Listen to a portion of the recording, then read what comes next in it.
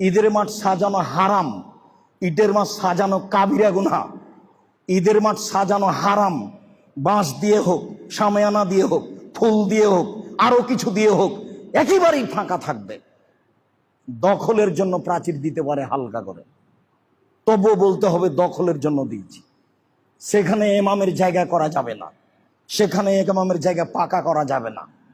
পৃথিবীতে তিনটা মসজিদ সবচেয়ে দামি, তার একটা হলো মসজিদে নববী। পৃথিবীর যে কোনো মসজিদে 2 রাকাত সালাত আদায় করলে জানে কি হবে? মসজিদে নববীতে 2 রাকাত সালাত আদায় করলে তার চেয়ে 1000 গুণ বেশি নেকি হবে। বাইতুল মুকাদ্দাসে 2 রাকাত সালাত আদায় করলে জানে কি হবে? অন্য মসজিদে জানে কি হবে?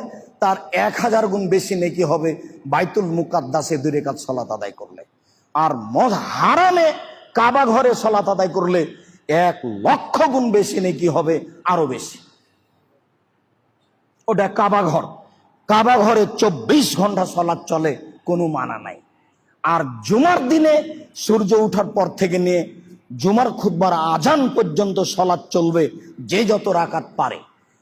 লাইলাতুল কাদরেও চলে না এত। লাইলাতুল কাদরে আপনি 8 রাকাতের বেশি সালাত আদায় করতে পাবেন না, রাত যতই দামি হোক। পড়ার অনুমতি নেই। তো বেশি সালাত আদায় করার অনুমতি কবে আছে? জুমার দিন। আজ সূর্য ওঠার পর থেকে নিয়ে মসজিদে ঢুকে চলবে সালাত, 1000 রাকাত হোক না কেন। মুয়াজ্জিনের আজান পর্যন্ত চলবে। রাসূল সাল্লাল্লাহু আলাইহি সাল্লামের খোলা অনুমতি।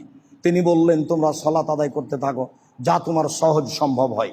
জুমার দিন খুব দামি দিন, তবু সূর্য ওঠার পর থেকে নিয়ে জুমার আজান পর্যন্ত। বলছিলাম, রাসূল সাল্লাল্লাহু আলাইহি সাল্লাম মসজিদে নববীর উপর দিয়ে হেঁটে 500 গজ দূরে গিয়ে ফাঁকা জায়গায় ঈদের সালাত আদায় করলেন। মানে ফাঁকা জায়গায়, খোলা মাঠে ঈদের সালাত আদায় করতে হবে। যেহেতু সালাত আদায় করলেন, কাজে সেটা সালাতের জায়গা, সেটার জন্য ভিন্ন একটা ঘোষণা থাকতে হবে, এটা সালাতের জায়গা।